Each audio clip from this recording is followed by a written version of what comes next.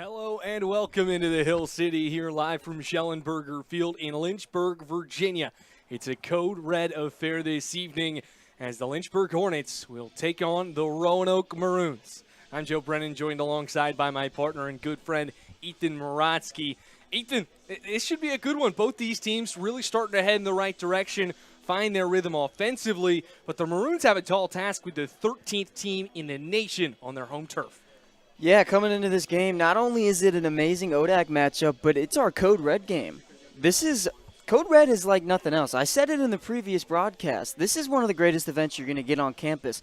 And alongside two great teams, Roanoke not finding the most amazing success, a record of 5-6 and 0-2 in the ODAC, and Lynchburg, one of the ranked teams, best teams in the nation. I'm super excited for this amazing matchup that we're going to have to display here today. Yeah, it's going to be a lot of fun. Fourth Code Red game of the fall season in those three contests thus far this year. Lynchburg is 1-2 in those contests, but nonetheless, they should have a good crowd to back them and bring a whole lot of energy here tonight. They're giving away a flat screen TV, headphones. People are definitely going to show up and show out for this game. And this is a big one. This is one where the Roanoke Maroons, if you're looking to make a little bit of noise in the ODAC right now, this is a good chance to do it. They're still hunting for their first win in conference play. This could be a statement victory for them. And if you're Lynchburg, you just got to do what you've continued to do. Absolutely. Like you said, this is a big statement game for Roanoke. If they win this game, this is huge for the ODAC. And Lynchburg trying to bolster their ODAC rankings, trying to keep ahead of everybody else. Fifth consecutive victory through Rowan made them work for it with an overtime victory. First overtime victory since September 30th of 2023. And that does wrap up their non-conference play this season, finishing with a record of 7-2 through those non-conference matchups. So with the rest of the season being ODAC conference games, it's going to be interesting to see what coach for the field hockey teams do for the rest of this ODAC matchups. Without a doubt. If you missed the last one, you missed one spectacular match. It went to overtime for the Hornets, tied at 2. It was Kanye Mazizi with a tomahawk to find the back of the cage to give Lynchburg the victory and keep the wheels going in the right direction. Now, as for the Maroons, they have dropped their last two matchups, which did include a 1-6 loss on the road against 15th-ranked Shenandoah. So that's kind of your sense of similarity of where this Roanoke team is coming against a similar opponent that they really just played earlier this week, but they really have to figure out their road difficulty. So far this season, 1-5 in away or neutral contests, but they've been straight nails at home, 4-1. We've seen what they can do on their own turf. It's just a matter of if you can bring that when you hit the bus. Yeah, absolutely. Going back to that Shenandoah game, majority of the goals from Shenandoah were scored early on in the first half and the second half. Something that Roanoke's going to have to put an emphasis on is their defense, starting off not letting those teams, especially a team like Lynchburg, getting momentum at the beginning of a quarter/half, because that momentum can just be their big downfall.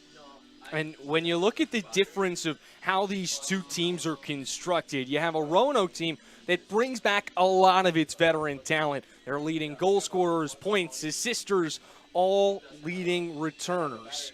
You also bring back a lot of your strength of your all-ODAC performers last season, really led by Grace Veronelli. Then on the flip side of things, this Lynchburg team, they've got a lot of veteran pieces, but it's been the young talent that have really got the offense kick-started. And yeah, like we say in every single sport, experience is the main factor that can cause a team to bolster them ahead of other great teams. But when you have such a young core, it just makes your team so much more confident, and you can rely on things not just this season but the next season, and it helps you with your recruiting classes. Without a doubt. I mean, we've seen back-to-back stellar recruiting classes for the Hornets, and this year the numbers really don't lie. I mean, it jumps out at you.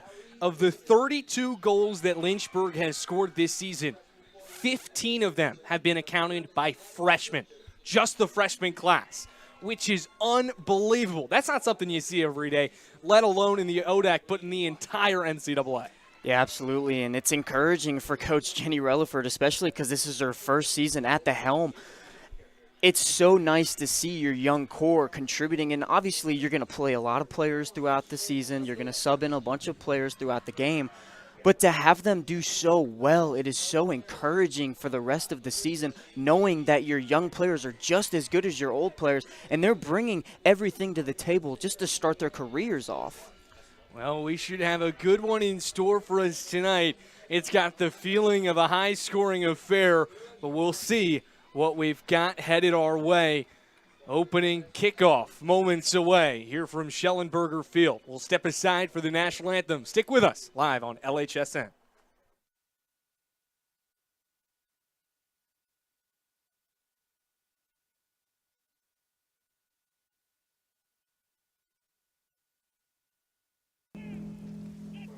Celebrate the soggy shoes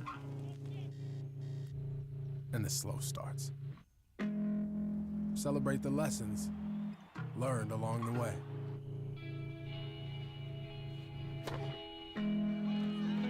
These are the wins. Not the shiny, nail-biting kind. These are the last a lifetime kind.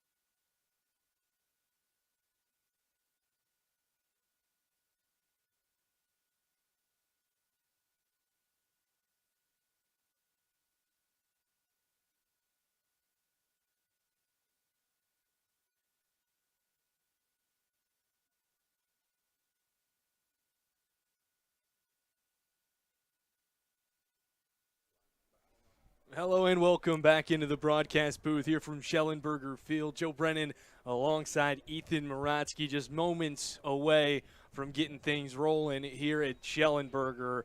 This will really be a fun one, Ethan. What are you most excited about looking at these two teams here tonight? Well, honestly, every ODAC matchup is so important for both of these teams. We can't stress that enough. But something we can't stress even more is the fact that this is a Code Red game. I think what's going to be a huge difference maker for this Lynchburg team and this Roanoke team is the fans that we're seeing across the track. They're piling in one by one, and this is just most likely the half of it. We're going to see so much more on the other side of this field pile in. And it's going to be a huge difference maker for this Lynchburg team. With that, let's walk you through the starting lineups here tonight. First for the Hornets, it'll be Kanye Mazizi, Danny Kuhn, Riley Weinferdner, Allie Freeman, Maddie Schuchter, Avery Watkins, Olivia Muir, Anna Dorestein, Olivia Van Meter, Madison Mark, and Samira Garavi. And Garavi has been spectacular in the pipes her last few games, has stepped in for Shy Schoons ever since she went down with that concussion. Now on the flip side of things, let's look at the Maroons. It'll be Krista DeMiranda, Carson Papa, Maddie Holmes, Tess Talarumis, Catherine Seal, Lindsay Keys, Grace Veronali, Claire McCulley, Peyton Bradford, Mary Wisher, and Madison Winterger. Now we're underway here as things get rolling. Here on the near sideline, they'll try and build it from the back. Seal tries to reverse it back to the near sideline. Throws one upfield, and it's poked away right there by a Hornet defender in Avery Watkins. Watkins, one of many freshmen that's had an early impact this season.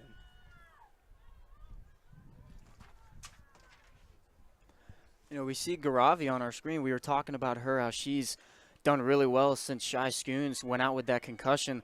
That's just an example of how much depth this team has. She's stepped up. She's been one of the better goalkeepers lately in this ODAC, and she's done a fantastic job to bolster this Lynchburg defense. Yeah, and that was something that when it initially happened and you lose your starting keeper, that does just provide a little bit of uneasiness with any sport, any position when one of your key players goes down. But Samira was able to step in, and it felt like they didn't miss a beat. It was really impressive. And tonight we saw Shai warming up. She's dressed in uniform tonight, and it's obvious they've got a lot of faith in Samira. They don't want to pull her right now the way she's been playing as of late, as an opportunity on the doorstep can't be converted, rolls out of play, and the Maroons take over. That was a really nice diving effort there from the Maroons defender. Something you don't really see too much in field hockey.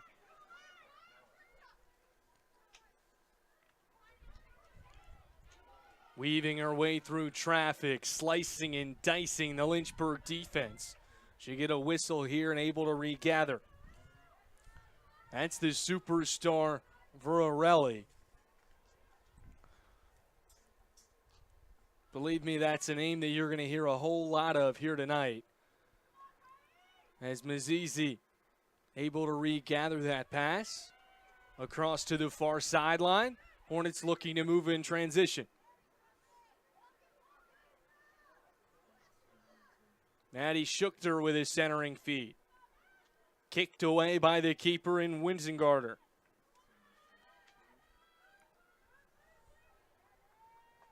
And a whistle will allow them to roll it back up to the blue line, taken by Mazizi. We see that long ball or that long pass from Lynchburg. That's something that they love trying. They love doing long passes down the field, trying to find the open player to give them a really great opportunity on offense to score or to get another pass in on net.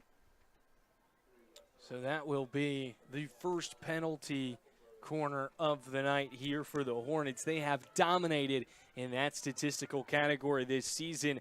This is their 114th penalty corner of the year. They've only given up 56. Back up top to the Castle. Mark swings it over. Great defense right there from the Maroons, and they're able to get out of trouble. That's Catherine Seal, the junior defenseman out of Whitehall, Maryland. You know, we talk about how much they've dominated in the penalty corners. It's one thing that Coach Relaford has definitely emphasized that Lynchburg needs to get better at. They get so many penalty corners a game, but they don't really convert on many of them, and that's something that Coach Relaford has put an emphasis on when it comes to her team. Well, they just brought in Bolsamo, who is someone that can definitely help you on those conversions, someone that has a really powerful stick, and when she finds good wood, it often finds the back of the cage.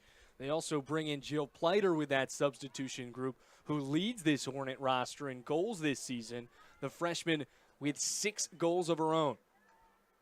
Someone that can really dominate right on the doorstep, thrives with those kind of tip-ins, Ethan. And it's so encouraging to have your freshman be your leading scorer on the season. It's one of the few things that you have to have on this team is depth in your recruiting class. And I'll tell you what, it's not just a freshman that leads the score, it's a freshman that leads the top 3 scorers for this team. Grace Peterson alongside Maddie Schuchter, both tied with 4. And then as we just mentioned, Pleiter with 6. No sign of Peterson yet tonight, but that, I can tell you, is quick to change. She's someone that can really be a spark plug for the second unit. Gives you a lot of insurance on the bench, too. If one person's not doing their job or one person fails to do their job, it's the next person up, next to step up, find their way through. High stick right there from the Lynchburg defense. Maroons with a good opportunity to switch the field as the Twigs go flying. No whistle called. And Lynchburg able to just get it out of there. It's Avery Watkins once again.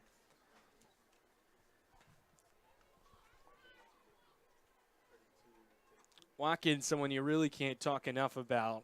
As a freshman, you know, the numbers don't necessarily stick out at you at the same degree that her peers do, but it's the hustle play. She's someone that isn't afraid to dive for a loose ball, disrupt on offense in transition, and really make things happen.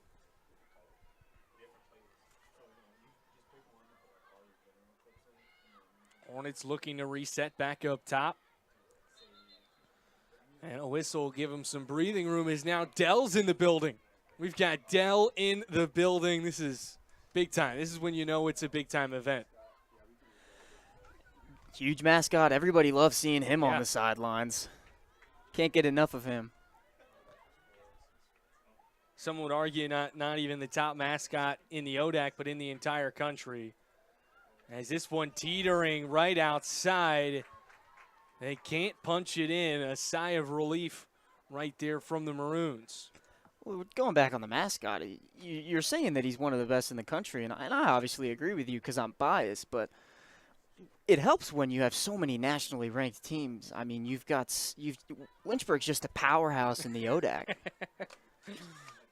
We get that national recognition. It has been a good fall season thus far for the Hornets. A big win tonight for the women's soccer team as well that preceded this matchup. Head coach Dr. Todd Olson able to capture his 500th career win with the Hornets. That's something you see every day. But it was a great spectacle. Team really rallied around it. As Dorestein goes tumbling right there. A lot of contact, but the whistle goes in favor of the Maroons. Seal tries to thread the needle, but obstruction called right there on the Maroons. Lynchburg now back the other way. We've seen a lot of contact here in the first couple minutes of this field hockey game. That's probably more contact than we saw all of the women's soccer game. We've seen sticks flying everywhere, players falling to the ground. What a tackle right there from Mazizi. Picks her pocket. Now with a low shot way downfield. Finds Pleiter in stride. Pleiter now on the move. 3 Maroons on her back. And a whistle there gives it right back to Roanoke. Simple mistakes like that from Lynchburg, it's going to be something that Roanoke's going to have to capitalize on if they're going to beat this ranked team.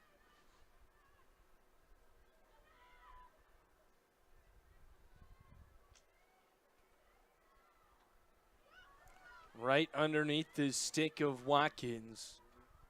Rolls back in Lynchburg's defensive third. There's Olivia Muir with a hard hit ball.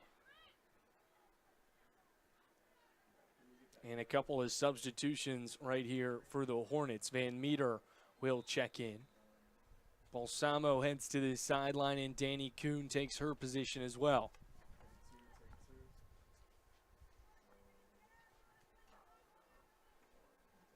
Early on in this season, when the freshmen were still warming up and finding that foundation, it was Danny Kuhn who really stepped into that offensive role. The junior midfielder had 2 goals very early on in the season, but she really hasn't needed to take that role as of late. Yeah, I mean, a junior midfielder, like you said, definitely somebody that has a lot of experience on this team already. She played a ton last year. Somebody that these younger players are looking up to, and it's not just Danny Kuhn. There's so many upperclassmen that you have to look to look up to on this team if you are a youngster. There is a lot of veteran talent in terms of juniors, but not a whole lot of seniors on this team, I will say. You have Madison Mark alongside Riley Weinfordner, and Olivia Van Meter, pardon me. 3 seniors on this team. But the young talent is something that has really stood out. It's something to look forward to. They're doing so well this year already with just 3 seniors and the rest juniors and underclassmen. It makes you wonder how good are they going to be in the next coming years. Verderelli, a centering pass sniffed out right there by the Hornets. It's Van Meter getting it out of chaos. Now they look way downfield. Looked like that one ricocheted off a Maroon foot. And now Lynchburg takes over right at the Big L. Good interception right there by the Maroons. We just keep going back and forth as Lynchburg continues to march down the field. Well, that's one thing that Roanoke's doing so well right now is Lynchburg is so prone to having possession in almost every single game that they've played, and when they don't have possession, they're going to do everything they can to get possession back. Here comes Prinz. She'll let one go. Just a tad outside. That one might have been ricocheted out of harm's way.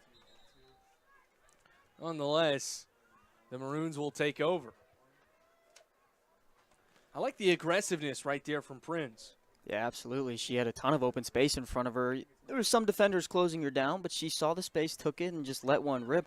Unfortunately, took a deflection and obviously went towards the way of Roanoke, but that aggression is something you love seeing from your players. Winter Gardner has been a solid keeper so far this season. She started all 11 games for the Maroons. She's allowed 19 goals, which is just a tick under 2 per game. But she's got a high save percentage, around 74.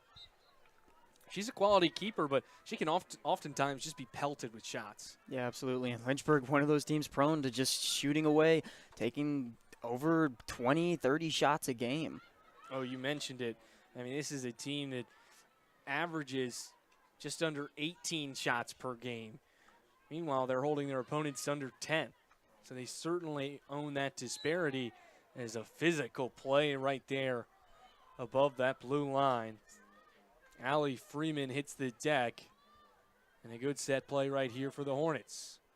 Allie Freeman, another one of those youngsters, a sophomore who's been playing in almost every single game since she started her career here. Great speed down the near sideline, looking for her teammate in seal upfield. Can't connect. There you see the playmaking ability from number 18. We'll be talking about her all night long. Varelli, one of the top players in the ODAC. And if this Roanoke team wants to get their offense going, she's really that key element. So for this season, not only does she lead her team in goals, but leads her team in shots by an incredibly big margin. 59 shots this season for Varelli. Second place, 16. That's incredible for her. I mean, it kind of makes you think, if you're the Lynchburg defense, when you're coaching them up in the midweek, do you close her down and only her down? She will certainly have a lot of attention on her all night. I wouldn't be surprised if this defense tries to cover her like bark on a tree. Nonetheless, I mean, even when you just look at the comparisons and you look at Lynchburg, Dorestein, their leading shot attempter, with 39 this season, 20 less. She finds ways to put the ball in the net, though. She does. And that's why she's one of the better players in the ODAC. Team certainly relies on her with a high volume. We'll see what she has in store for us tonight. It's interesting. Roanoke putting a lot more pressure than Lynchburg has seen in the past couple games. Good move right there from Seal. Trying to find the entry pass. Now batted around on the inside, and a whistle gives it right back to Lynchburg. Here's Dorestein on the near sideline. Dorestein trying to cut inside, but sniffed out right there by Papa.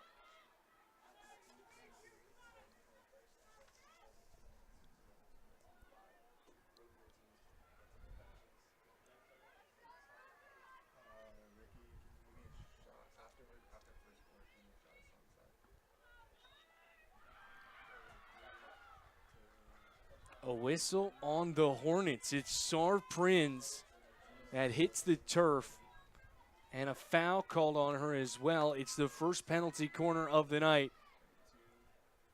here for Roanoke. Don't know how many of these you're going to get in this game against the powerhouse like Lynchburg. You got to take every advantage that you can get. First quarter dwindling, 28 seconds left to be played. They go up top. They step inside, but poor contact. That ball went about 6 feet. And now Lynchburg quickly will try and counter. They can't get it past midfield. And this clock will wind down and take us to the end of the first quarter. Knotted up at 0-0. A defensive affair thus far. Ethan, any big takeaways? Roanoke looks really, really great against this Lynchburg defense and offense. Their midfield, they're not afraid to get in the way of the ball no matter how hard that ball is swung on by Lynchburg. They're doing whatever they can to intercept every pass and keep that pressure on Lynchburg. The Maroons have come to play. We'll see what we've got in store for us when we come back for the second quarter of action.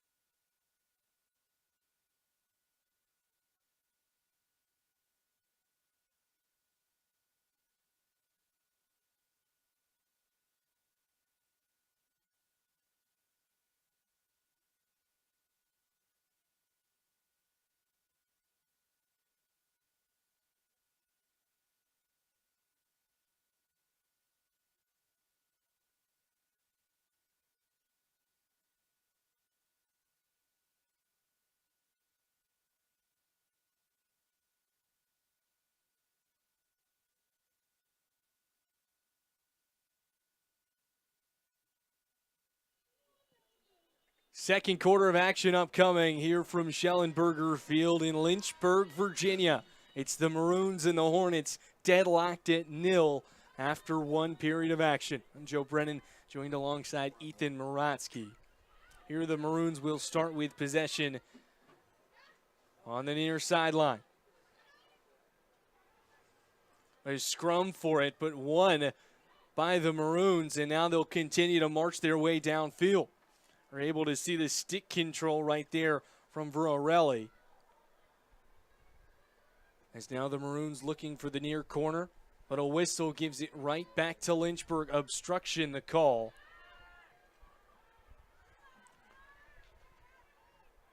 Balsamo wins possession right back with a nice tackle.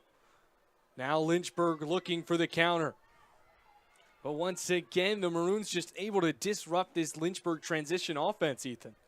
Yeah, like I said before we went to break, Roanoke not afraid to get in front of all these passes. I would not be able to do that. It's cold outside. That's a hard ball. I felt that ball.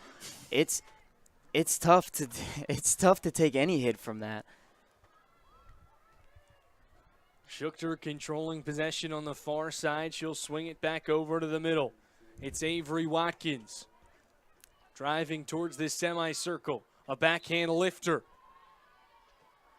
But a whistle right back to Roanoke. This is exactly what you want to see on a Code Red game. You know, obviously, you want your team to win by a bunch, but these games are just as awesome. It's nice to see Roanoke going right at Lynchburg with everything they've got. A lot of the Code Red games, which if you're unfamiliar with Code Red by now, I don't know what you're doing, but nonetheless, it's essentially just a red out here for the Lynchburg athletic programs. Each team has its own respective Code Red affair. This in the fourth one of the fall season thus far. In the three prior, it has felt seemingly if the Code Red games have been specifically selected for challenging opponents, where the team could use that boost from the crowd and that boost of home field advantage to really push them over the hump and try and secure that victory. Oh, you said it. I mean, home field advantage is so big on this campus, and it's the reason why Schellenberger Field or any other field here, Moonfield, Foxfield, they're so hard to play at because people go out to the games, especially these late-night games. Nobody's got classes, and I mean, you can see out there, this is a code red game. On the other side of the track, it's packed. Everybody looks freezing out there, but it's a lovely sight to see, and we're going to see it this weekend too, and not because of a code red game, but because we've got homecoming coming up. Homecoming weekend here for the Hornets. We'll have 3 games on Schellenberger Field.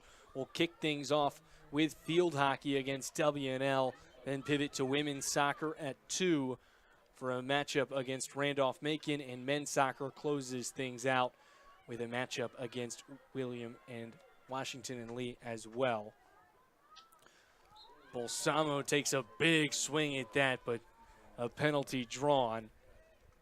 And also a whole lot of alumni games with men's and women's lacrosse, softball also in the mix, a golf tournament for baseball alumni. That should be a whole lot of fun. Yeah, the golf tournaments for the baseball team are always great. Brings back not just alum from the last couple of years, but it brings back alum from 20, 30 years ago. I mean, that tournament fills up quick. Are you going to participate? I tried to, but it filled up really quick, and I tried to get some other alum to play with me, but Zach Potts still at William and Mary, and it's tough to get players like that because they're so good. And those good players don't want you on their team. Yeah, exactly. Yeah. I picked up golf this semester, and it's been rough. It's fun, though. I love it. Yeah. I got to figure out something to do after I'm retired. We just got to go out there and get that handicap a little bit lower, and you and me will be able to compete. Yeah, not just with the baseball alumni, but with the golf alumni. Yeah. That'll be a good one. I'll have to invite you next year out. You'd be part of my team. This year, just driving the golf cart for our videographer should be a fun time. As Mizizi now working in transition, you see the phenomenal stick work. Dishes it off, top of the key, rolling around, a good opportunity to keep her out of the cage. But a whistle on the Hornets, obstruction, the whistle. And right there, the Hornets can't capitalize on their best opportunity of the evening. Another great save from goalkeeper Wingirder. She was sprawled. I mean, she was on her side. She had all of her pads out, and just a really nice stick save to deny Lynchburg from taking a 1-0 lead.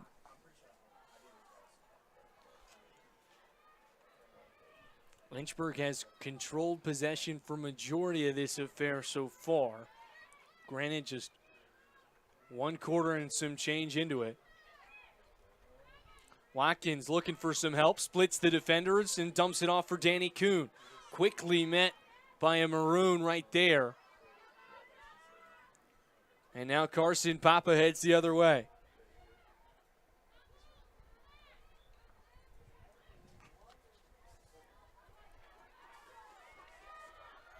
Jill Pleiter out in transition. Pleiter 2-on-1, dumps it off. Oh! Lynchburg can't convert. It's Dorestein that was right there running with Pleiter. But the stick in front of the ball. Lynchburg hitting a lot of opportunities so far this game. You got to think that it's only a matter of time before they take advantage of one and give themselves a 1-0 lead. Roanoke playing really good defense, though. Can't take anything away from them. They've been doing a fantastic job denying a Hornet from scoring. This Roanoke defense has limited Lynchburg to just 1 shot thus far. But on the flip side, I mean, the Hornets have control throughout this game. Roanoke still yet to get their first shot attempt up. This could be a good opportunity for the Maroons if they can go in transition, but Danny Kuhn has other plans.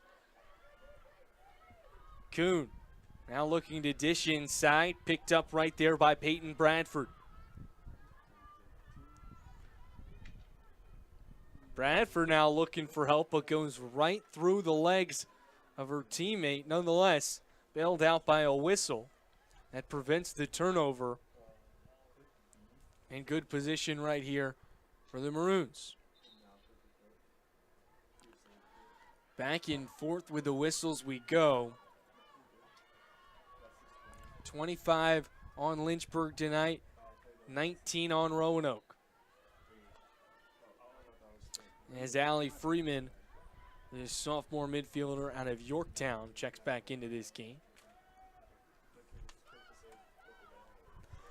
See one of the Marks sisters go run onto the field there. When I first saw, I knew Madison Mark, but I didn't know she had a sister. And when I saw Lauren Mark, I thought they were twins. I mean, they look exactly the same. It is impressive how similar they do look. It's almost as if they have similar parents. Yeah, I meant they look like twins. That's what I'm getting at. You know, we had the Randolph-Macon game a while back, and they had identical twins on the field. That's what I was going for. The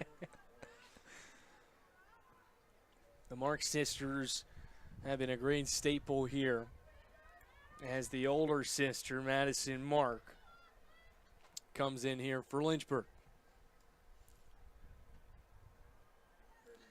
Madison, the midfielder, Lauren, a forward. If they had a third sister, I would assume she'd make one heck of a goalie, having those two shoot on her every day.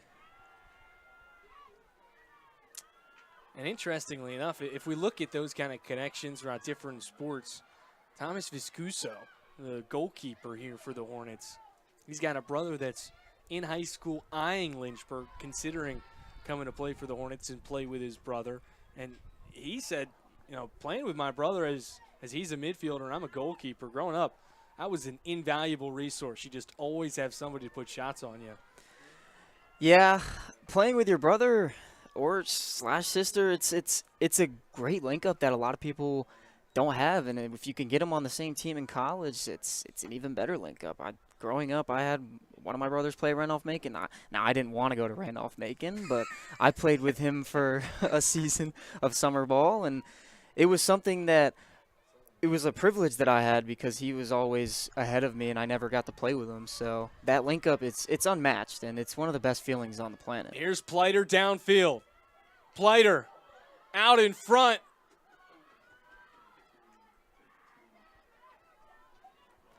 Good defensive recovery right there from the Roanoke Maroons. It's Peyton Bradford getting in the mix. And Bradford prevents what could have been the first goal of the evening. I mean, we really have seen Winter not hesitate whatsoever to step out of the cage. She has oftentimes been early and found herself in risky situations, but time and time again, they've paid off. Both of these teams are throwing everything they have at each other, and we're being gifted such a fantastic field hockey matchup here. Yeah, you see the opportunity right there from Pleiter. Just didn't have the exact angle. Did a good job dribbling around the goalie for Roanoke, just couldn't connect with a pass towards the middle of the semicircle.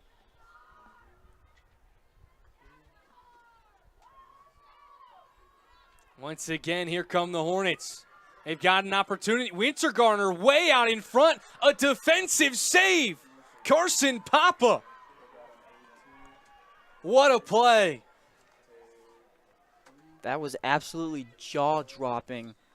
That save by the defender was unbelievable. Papa adds to what's already been a strong affair this evening. That will go down as her first defensive save of the season. There's a big collision right there. Sends Allie Freeman to the deck. And the second penalty corner of the night here for Lynchburg. You've also got a host of substitutions about to come on here for the Hornets. Let's take another look. What a play right there from Papa.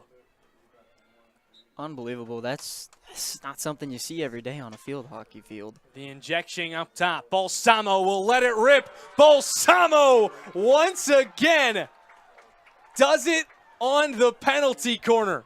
It's her bread and butter, and you see why right there. We've been talking about it all game so far. Lynchburg, chance after chance after chance. Great defense from the Maroons in this game. We knew that eventually one of these shots were going to fall towards the back of the net, and luckily for Lynchburg, it does now. Balsamo and penalty corners have gone together like peanut butter and jelly.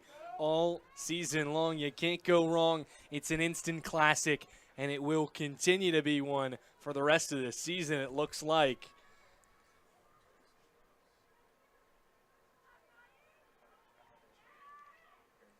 It's got to be crunchy peanut butter too, right, Ethan? Crunchy peanut butter? Yeah, I like crunchy peanut butter. I'm more of a ham sandwich kind of person. Okay. Let's take another look. The injection right there by Schuchter. Balsamo with a quick dribble, nails it. Eyes it, tries it, buys it. Balsamo makes it a 1-0 ball game. I mean, that was an absolute bullet into the net. A lot of speed on that one.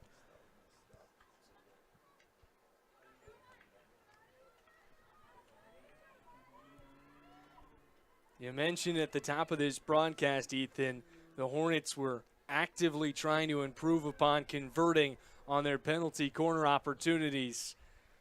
It looks like they're starting to do so. This game and the last two games, they've really, really found that rhythm. Absolutely, and if they can find a way to solidify that and be one of their main scoring options, this team could be unstoppable. We'll see what they've got in store for us once again. This will be their third penalty corner. Obviously, just about a minute ago, worked out pretty well for them. They went up top to the castle for Balsamo. We'll see what they've got in store for us. Once again, the injector is Schuchter. Right back to Balsamo. Balsamo will try it again. This one ricocheted off the ankle of Peyton Bradford. That's certainly going to leave a mark. It has to be painful, and they just walk it off like it's nothing. And I mean, I'm sure they've been going through this their entire field hockey careers, but it has to be painful, and especially with the temperature that it is out there.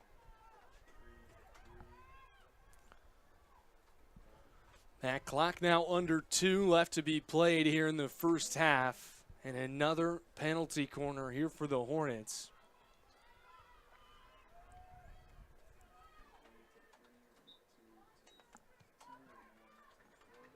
Schuchter back to the castle. It's Mazizi. She'll let this one go. Can't connect. Tried to switch things up there and go to Mzizi instead of Balsamo this time. Weren't sure if we were going to see Balsamo get that one 3 times in a row. Obviously, you don't want to do the same thing over and over again. But if it ain't broke, don't fix it.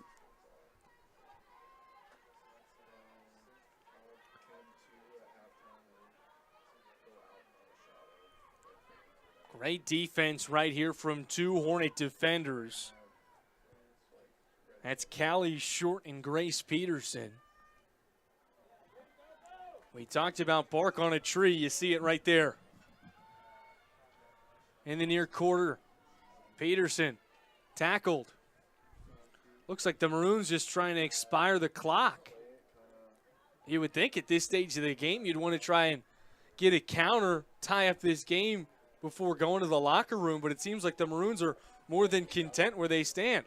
Yeah, obviously you want to get momentum going into the second half, but maybe what they're trying to do is stop Lynchburg's momentum and get into that halftime. Get a nice halftime talk with your coach, some of the other players maybe, and just get some sort of momentum started up for your team at the beginning of halftime. We talked about that at the beginning of this broadcast, how Roanoke has struggled at the beginning, giving up goals at the beginning of the game and in the beginning of the second half against Shenandoah.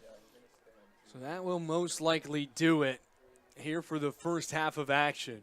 Lynchburg with 5 shots and 4 penalty corners, converting on 1 for each one of those respective categories.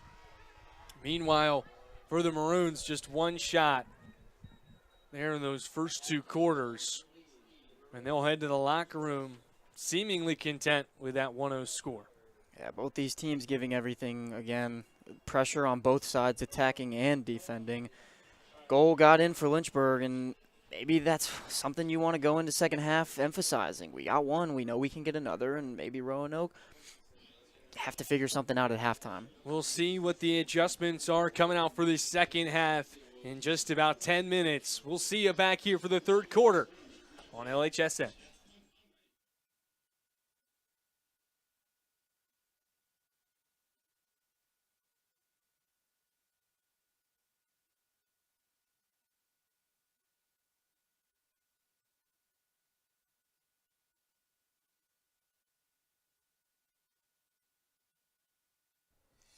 When you come to the University of Lynchburg to earn a master's degree in athletic training, you'll spend time in the classroom, but you'll also spend a lot of time in our top-notch facilities learning from athletic trainers and working closely with our student athletes. In the Graduate Cadaver Lab, you'll learn about the human body in the best way possible, by actually studying the human body. This will provide a foundation to make you a much better athletic trainer.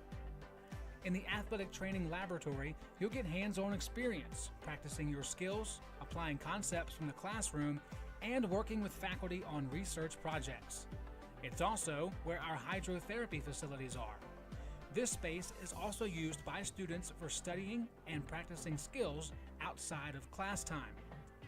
In the Sports Medicine Clinic and Turner Gymnasium, you'll work with student athletes from more than 20 NCAA Division III sports teams, helping get them back to practice and into the game as soon as possible. As an athletic training student, you're a big part of the success of our sports teams and the success of the local athletic teams. We see this relationship as a win-win situation. You learn, and that helps us win.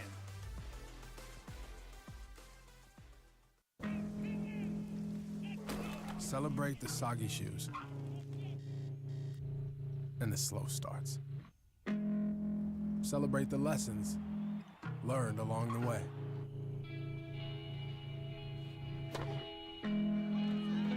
These are the wins. Not the shiny, nail-biting kind. These are the last a lifetime kind. Cheer for the stumbles. The he shoulda had that's. And the tears that linger. For in those moments, greatness lies. There, you will find the provoked, the determined, the unified. It's in those moments that champions are born. If you want to know your customers, shop where they shop. Live where they live. And spend time with them as neighbors. With over 100 local offices, Virginia Farm Bureau agents are part of your community. If you want insurance from a company that knows you, get to know us.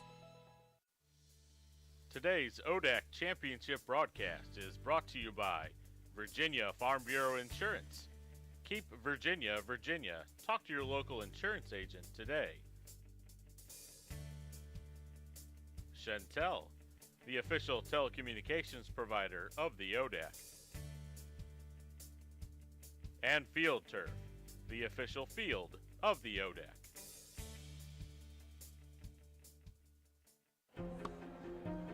I was looking for a school that could provide me with the athletics, academics to pursue my career, a wind symphony to pursue my passion for music, and really have a nice general atmosphere. The professors here are really unique, their background and their passion for teaching. It's really a place where you can explore. Lynchburg gives you the opportunity to fail, but also get back up in that period of time and learn from your mistakes. I can make these mistakes within the school environment, but also with the support of other friends, and be ready for the real world when you graduate.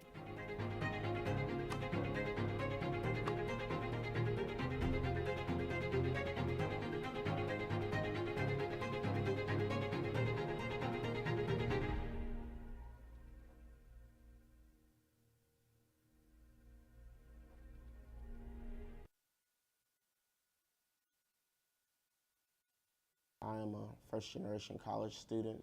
I applied to 16 universities, and I actually had decided on going to a different university.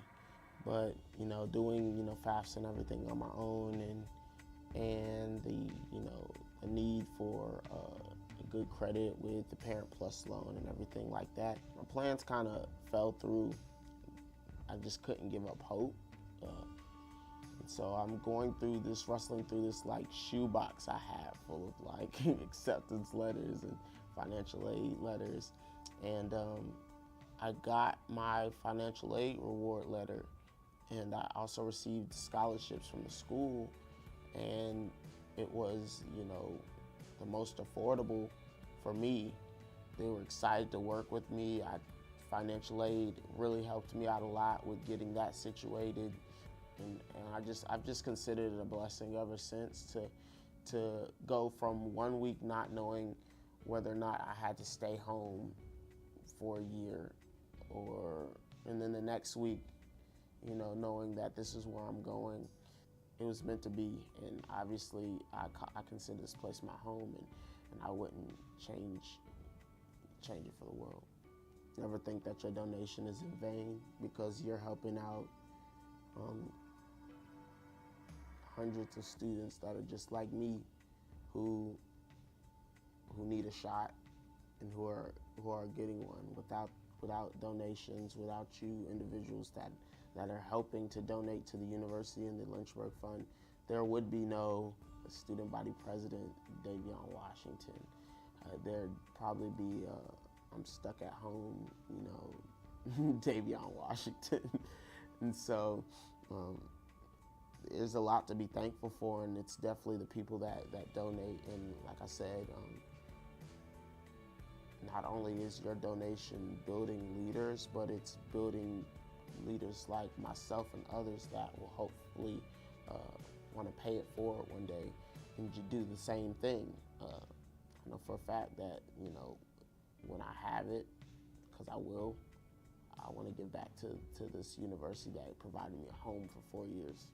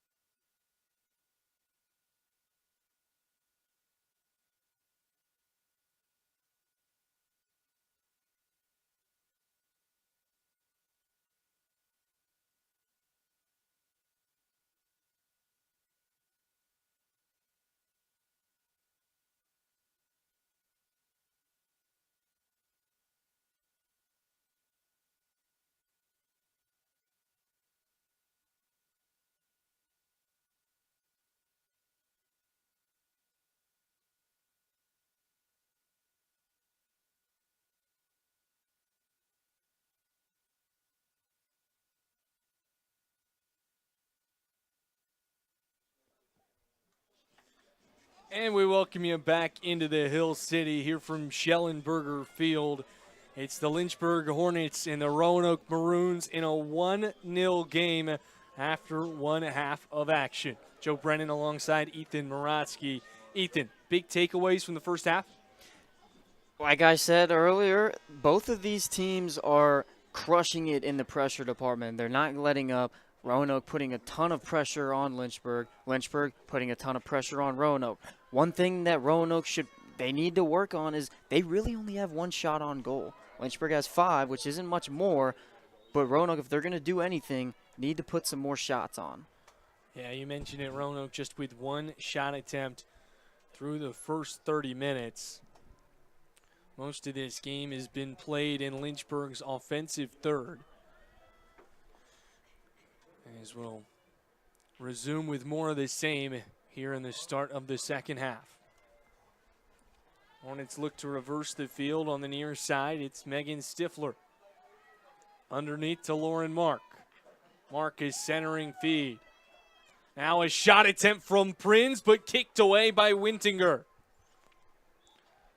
Great boot right there from the keeper. And you see the experience from the grad student. Kick save and a beauty there. Oof, watch out. A stick to the leg right there for Talamus.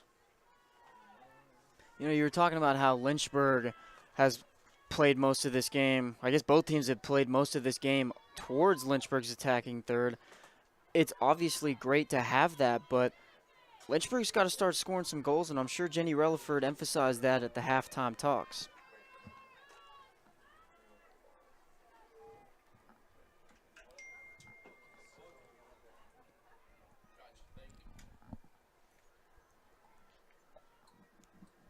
The Hornets have had a whole lot of opportunities right on the doorstep so far tonight. They were only able to convert on a penalty corner that was shot off the stick of Balsamo. That was Balsamo's third of the year.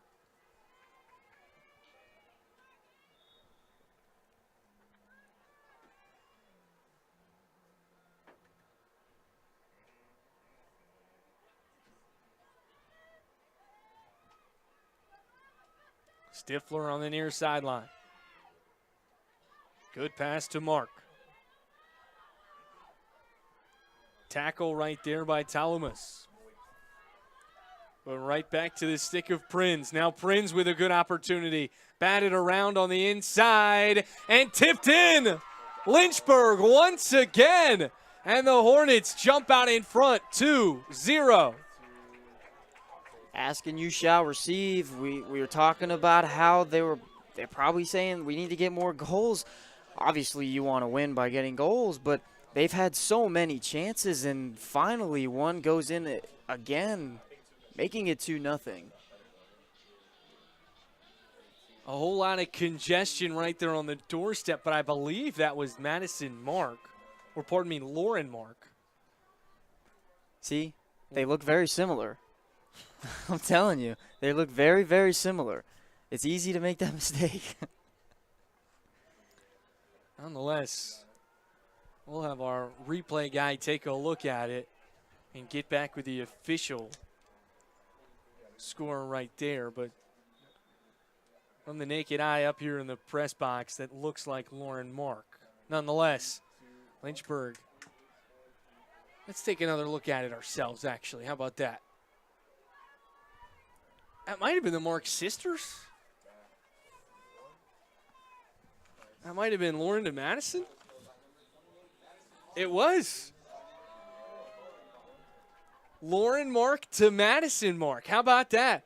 Talked about that link up. They're making their mark here early.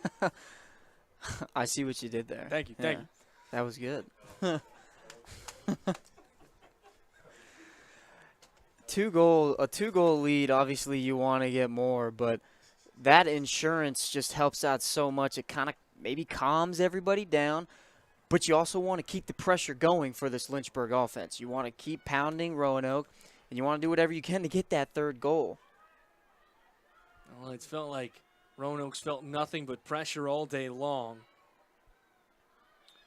And that bubble just starting to burst now as the Hornets have taken a 2-goal advantage. Here's Mazizi on the baseline, trying to drop it off right there to Pleiter. The two can't connect. It'll roll out of play. Mazizi trying to do everything herself. She's so good with the stick in her hands, and she just can do whatever she wants.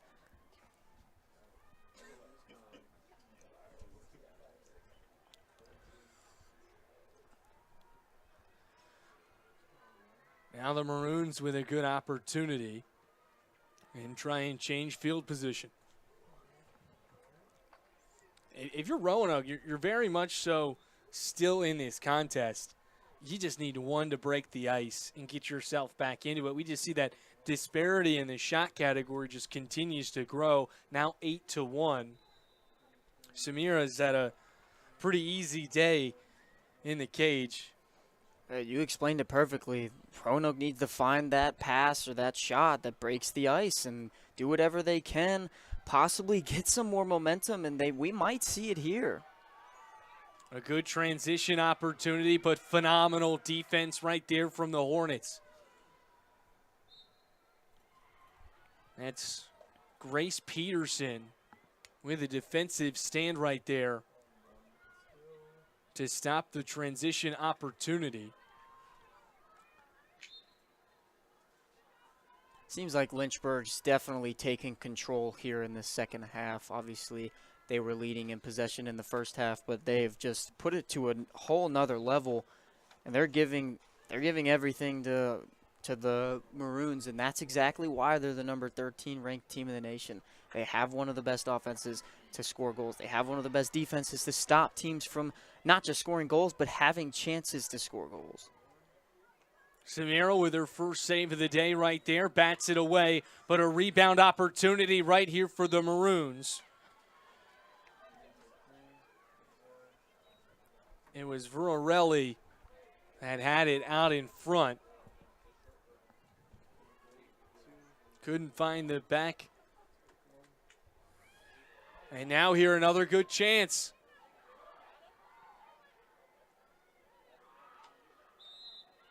Prinz trying to track it down. A collision right there with Maddie Holmes. And the second penalty corner of the evening right here upcoming for the Maroons. Maroons have to take advantage of these opportunities they're getting from the Hornets. And you think, could this be the momentum shifter that they need in this second half? Just as we mentioned, that shot disparity, 2 shot attempts from Roanoke. They go up top to the Castle. Verarelli whiffs. Strike 3. Now Lynchburg with a counter opportunity. Good defensive stand right there from Seal, but got a little bit of the body. As we take a look at the replay about a minute ago, that was Verarelli who had the attempt out in front that went wide. Good defense there from the Hornets, doing everything they can to stop any passes that could possibly happen for the Maroons. Now Mallory Lamb on the near sideline looking for her veteran leader in Kuhn.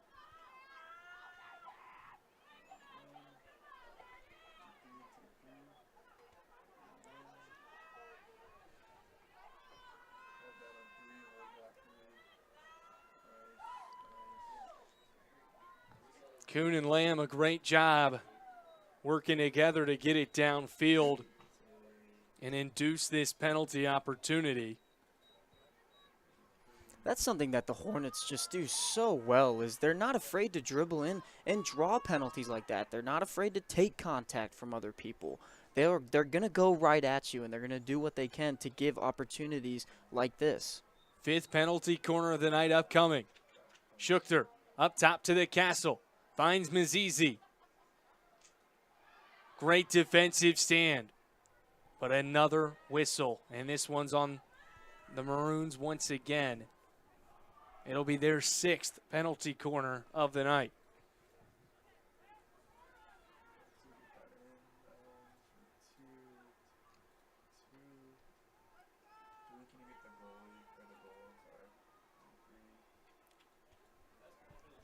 Schuchter's been the injector all night long. She'll do it once again right here. Back up top to Mazizi. Mazizi spins back. Another cut, sets herself up well. But good defense right there from Roanoke. And they draw the whistle to get it out of harm's way. Tell you what, we obviously know Mzizi's specialty is dribbling around the defenders, but she loves doing that cutback and setting herself up. It's like she's passing to herself. She does such a great job of losing the defender. It's constantly, now you see Mazizi, now you don't.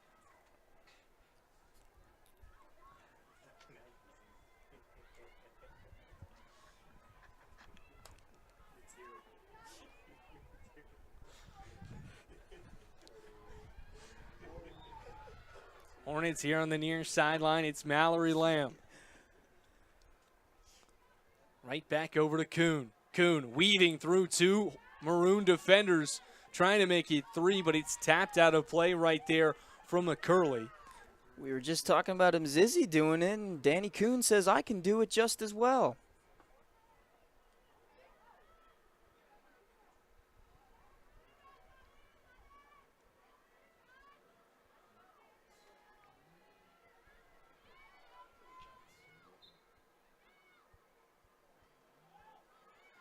Now here comes Roanoke. Hard hit ball. Garave will just let this one go into the back of the cage.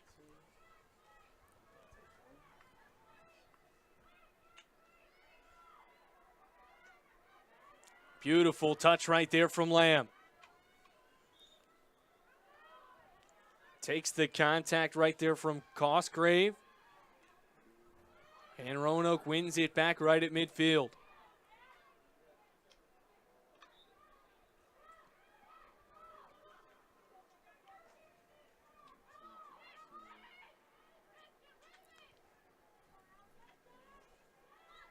To Loomis in a battle right there on the near sideline, but it's won by Kuhn. We were talking about the physicality earlier on in this game. We've seen sticks flying everywhere. Definitely new when it comes to field hockey, you know. It's typically not the most physical sport when it comes to people shoving over, falling to the ground, and sticks flying everywhere. Look at Schuchter go, lacerating this Maroon defense. Trying to go coast to coast. Last touch by Roanoke. Schuchter able to flip the field all by herself.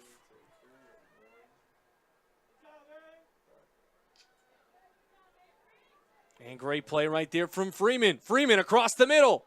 Batted around. And stopped by the keeper in Winterger. Nonetheless, another penalty corner drawn right there from Lynchburg. That is the 7th penalty corner of the night here for the Hornets. And for the first time tonight, we won't see Schuchter as the injector. Now it's Freeman. Up top, Balsamo. She'll let it rip. But a foul on the inside. Some physical contact that, Ethan, you've mentioned we've seen all night long. Yeah, it spices up the game a little bit. It's when you see sticks flying everywhere, it's pretty dangerous. But it's something that when you're not typically a fan of field hockey, you're thinking, oh wow, this is a high risk sport.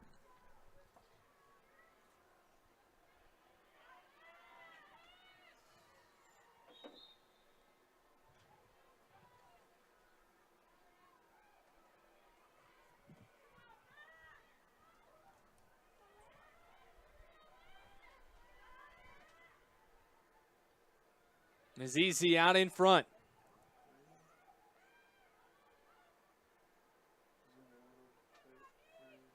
Trying to shake Papa.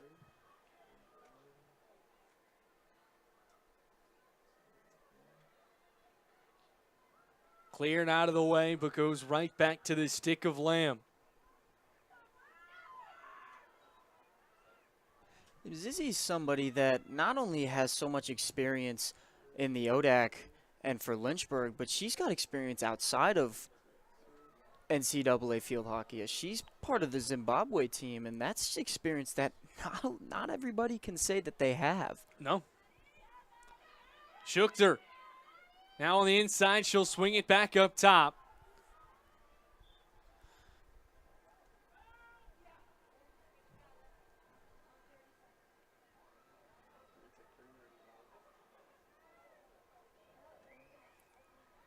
Mzizi trying to back down her defender. They'll build it from the back. Near side here for Lamb. Back over to the middle. Freeman trying to get the handle. Good pass over to Kuhn. Kuhn now looking for some help. They'll clear out and let her run ISO.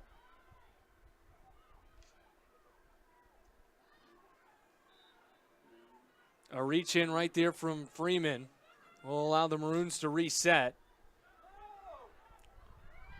Peterson, quick hands, help her win it right back, but it'll roll out of play as Bolsamo will now head to this sideline and Dorestein will check in.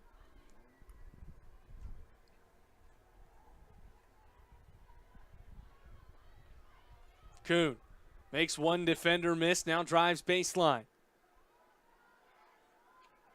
Kuhn back to the middle. Kicked out of trouble. But another penalty, corner induced. Lynchburg just getting chance after chance, putting so much pressure on this Roanoke defense. We've seen them convert on one penalty corner tonight.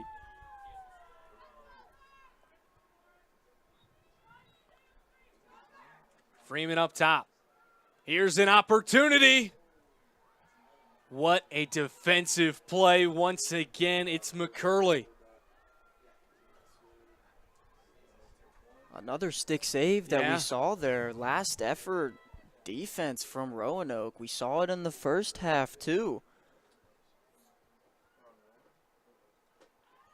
McCurley right there with her 4th defensive save of the season. The next closest Maroon with just 1 this season.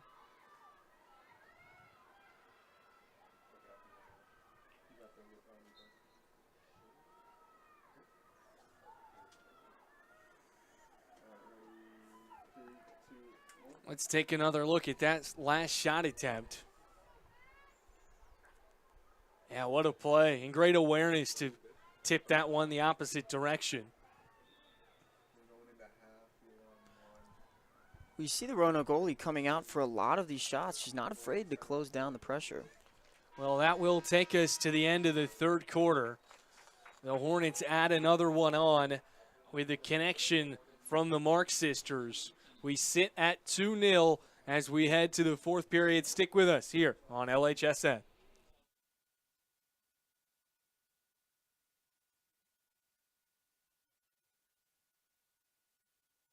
Never think that your donation is in vain, because you're helping out hundreds of students that are just like me, who need a shot and who are getting one. Without donations, without you individuals that are helping to donate to the university and the Lynchburg Fund, there would be no student body president Davion Washington. There'd probably be I'm stuck at home, Davion Washington.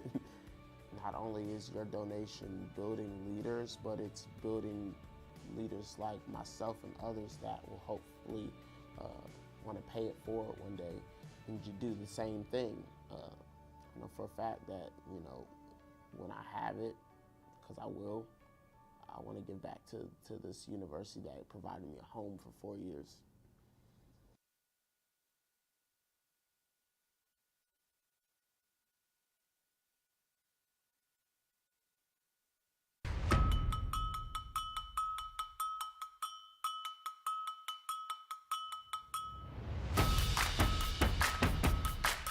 Living the dream. USA, Mexico. That was so exciting.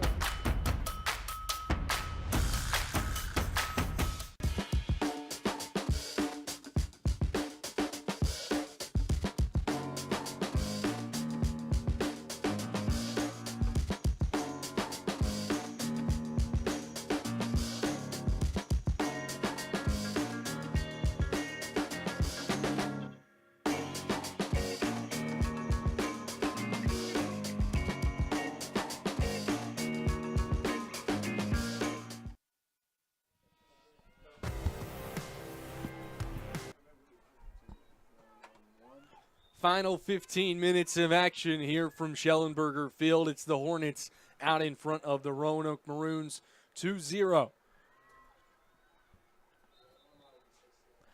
Been a really close game of field hockey here at Schellenberger Field. Lynchburg ultimately dominating possession majority of the game. Roanoke, especially that last 15 minutes that we saw, Roanoke really struggling, ball mainly on their side of the field.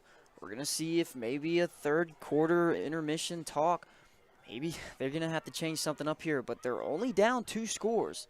So we're going to have to see how Roanoke can react and maybe come back and win this fourth quarter.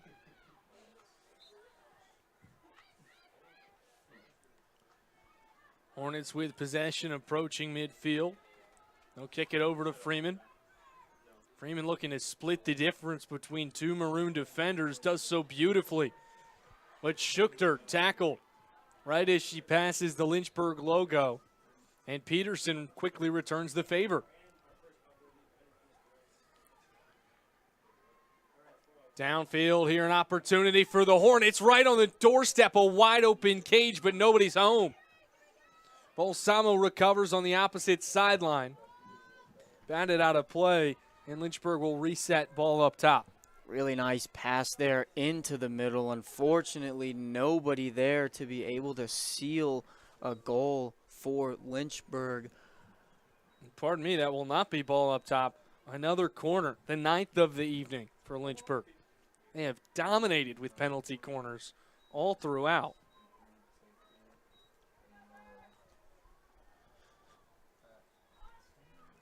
Once again, it'll be Freeman. Dorestein with a poor touch, but Prin's able to regather it. Loses her footing. Out of bounds, and here come the Maroons. Yeah, just a wasted opportunity for Lynchburg, but a good opportunity here for Roanoke, maybe settling things down, getting themselves some momentum.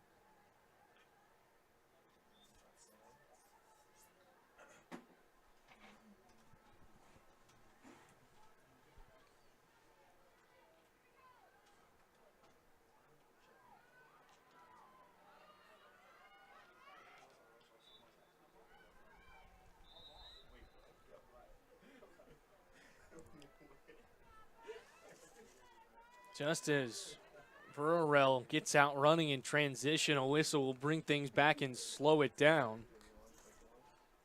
Good stick right there from Balsamo.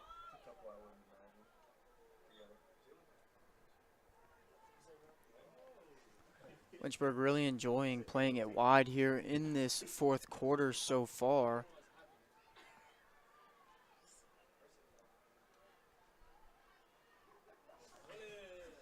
Big swing and miss right there. Now how can Roanoke counter? These are the chances that Roanoke have to take to maybe start gaining something in this game that can get them a goal and possibly two, get them back into this game.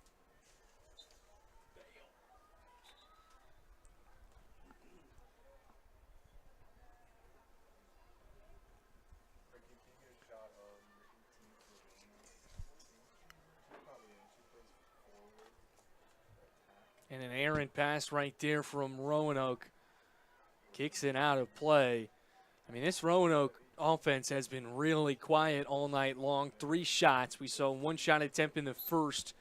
And it's tough when your key playmaker has just had a difficult night, hasn't had much success, as Varelli has just been hounded by this Lynchburg defense. She was someone we had our eye coming into entering this matchup, but she just hasn't found any success with this stout Lynchburg defense. Yeah, absolutely. You said it. We've had our eyes on her.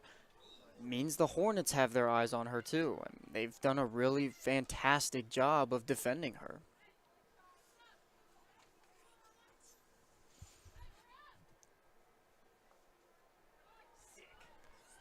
You talk about the Roanoke offense, how it's been quiet all evening. They did have a sequence in the third quarter where they looked like they were finding a little bit of success. Ultimately didn't lead to a goal, but it's something that they need to put an emphasis on. What did they do while that sequence was going on? What was different? What was Lynchburg doing differently? It's something that you have to build on. I can tell you the passing was crisp. They were able to run in transition and find clean looks. That was their 1 shot on goal of the evening.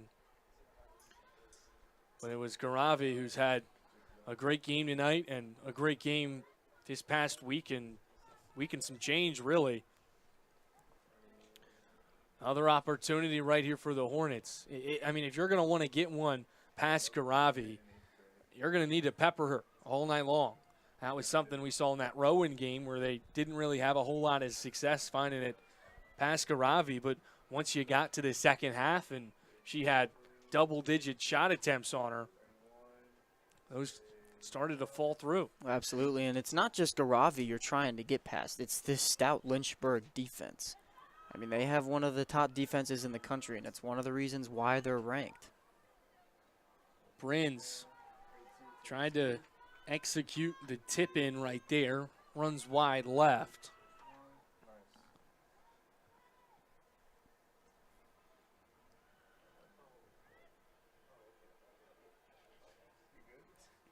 Roanoke on the far side of the field.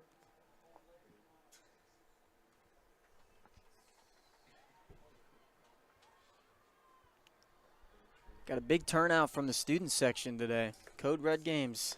Can't emphasize that enough. They're always fantastic here at Schellenberger Field. Yeah, we've seen a lot of blankets out there tonight as well. A brisk evening here in the Hill City. Yeah, we talked about the temperature last game, and I'll say it again. I am not a fan of the temperature going down into the 40s and 50s.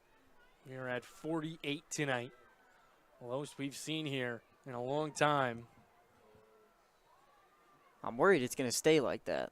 I'm worried we're Don't at worry, the cold weather this temperature. weekend, going back up to high 70s. Yeah, 74 all next week. We talked about it. It gets cold for a couple days, and you never really know, is it going to stay like this? Is fall or winter finally here, and then it gets back to warm temperatures? What it's called false winter. Yeah. It's like a nice little pump fake. Oh, it's Virginia does it every single year.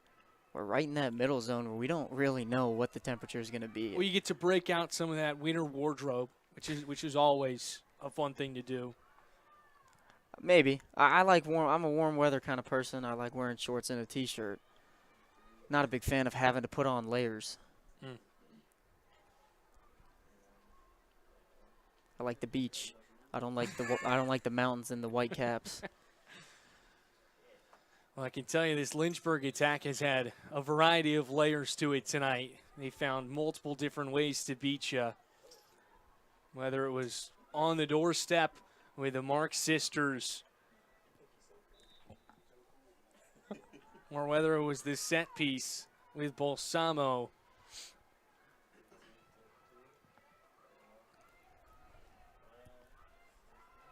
Gonna see what Roanoke has here with 7 minutes left. It's plenty of time to get something back. Oh, watch out. Big collision right there. Verarelli, a freight train. And at that point, you just want to get off the tracks.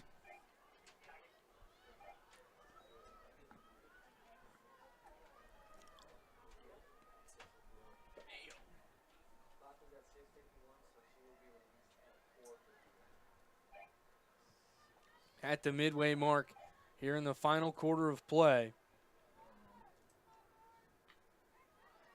Roanoke just desperate to put something up on the board. Holmes with a nice pass, intercepted, but a whistle.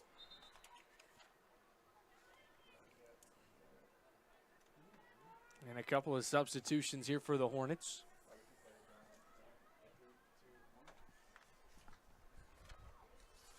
Take another look at that collision. That's Dorestein right out in front trying to take that one away. Could be a momentum shifter. Lynchburg's playing with a player down.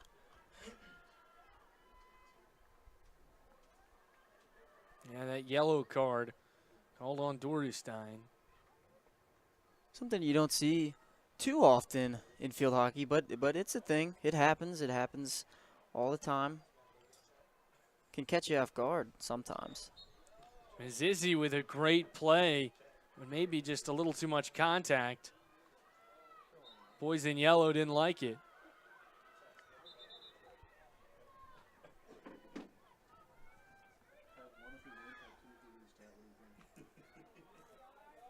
A whack by Holmes.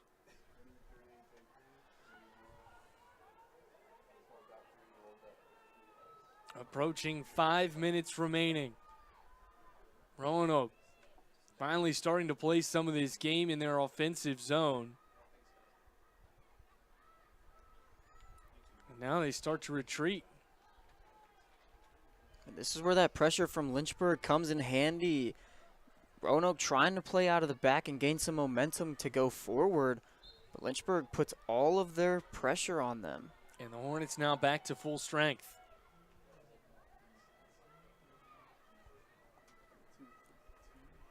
On the far sideline, it's Papa.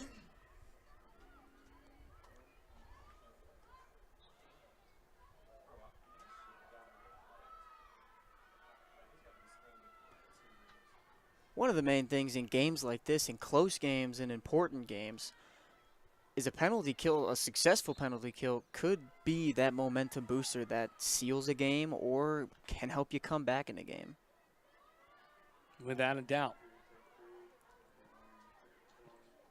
But with the Roanoke offense struggling to get anything going, I mean, if you're the Hornets, you just want to get this back into your offensive zone and kill some more clock. And a whistle right there will let the troops head in that direction. They'll build it from the back. Looking for Weinferdner. This is where subs do come in handy. We see a bunch on the sidelines. We've seen 3 go on the field, getting some fresh legs, and that's something that can help kill time too. Out in front, a good move by Demonda, but coming out of the cage and making a big play is Garavi. But too much contact, and this will most likely be a stroke.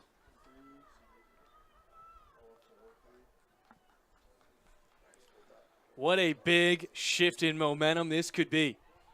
Looked like a great play from Garavi. She came out and stopped any opportunity of a shot that could go into the net. Just a little too much contact.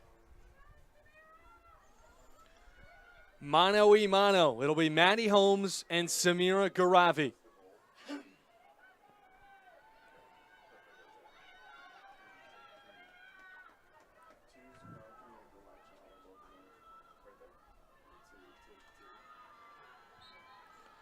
Can Garavi get the stop? You bet! What a stop! The brick wall in Samira Garavi.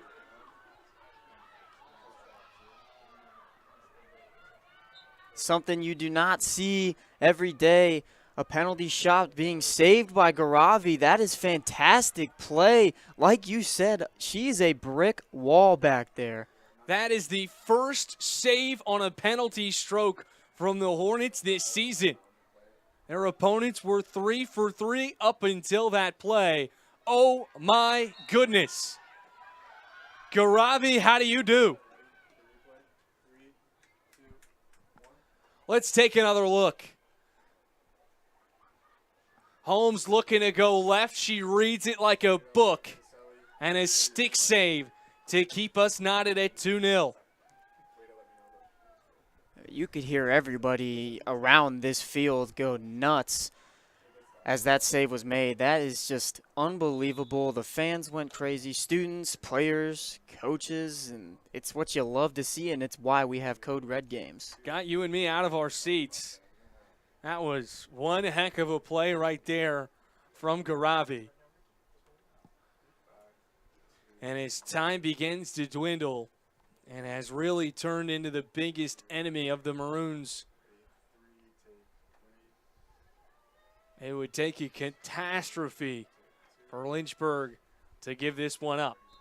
What we thought was going to be a momentum shifter for Roanoke ended up being an absolute momentum killer by Garavi. And what a save at this stage in the game. You've only seen one shot all night long on goal in this kind of moment and able to send it the other direction. Roanoke not giving up. You know, we mentioned the loss of Shai Scoons about 4 games ago due to a concussion. Garavi then entered the picture and what seemingly felt like a placement holder until Shai recovered from her injury. Nonetheless, earlier tonight, we said it. We saw her warm up. She's fully dressed this evening. We haven't gotten official word about her status, so we won't speculate, but it seemed like she was ready to go, and Garavi got the nod. Now, granted, this might be due to injury, but on the other hand, it might be based on her performance that not only what we've seen tonight, but what we've seen ever since she took that starting role. No, absolutely. She's doing everything that she's supposed to do off the bench. She got an opportunity, most likely wasn't ready for it. Obviously, you never know when an injury is going to happen, but she stepped up, and she's proven why she is still in net for the Hornets. And that right there, saving that penalty stroke. Fantastic display of goalkeeping we've seen from Garavi. A save percentage this season of 72. And Garavi's 5 starts this season. Only 5 goals allowed with 13 saves.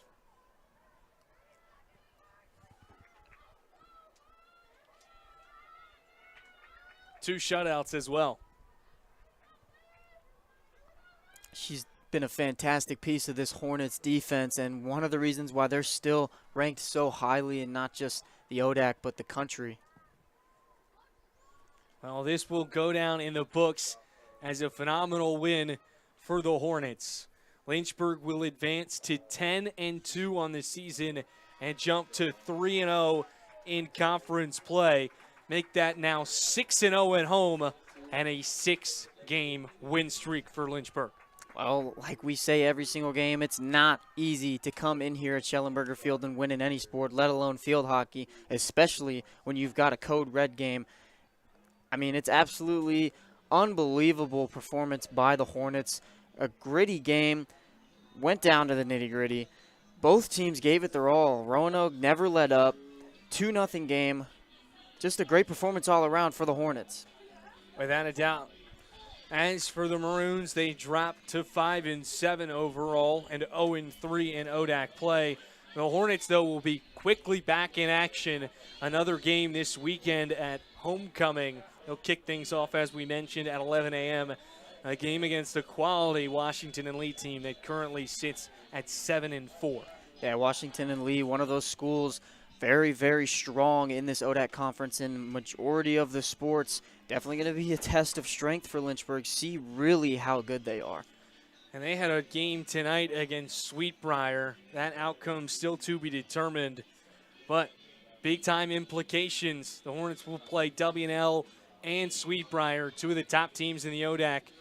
It was a fun one here tonight. We got started with Balsamo letting one go from downtown. The Roanoke defense kept this one tight. Then it was the Mark sisters adding on, and Garavi with a big-time save late in the game to make it her 3rd shutout through 5 starts. Just a huge win for the Hornets. ODAC games are always have that edge to them. And Code Red games, it's one of those where you can send the fans home happy.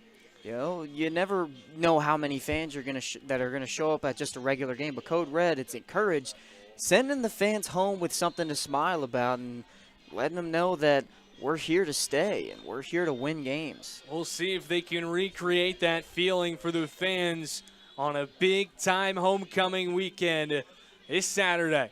If you can't make it, we'll have you live here from LHSN. But until then, we appreciate you spending your Wednesday night with us. For Joe Brennan, Ethan Moratsky, and everybody in the production room with us, thank you very much, and have a good one.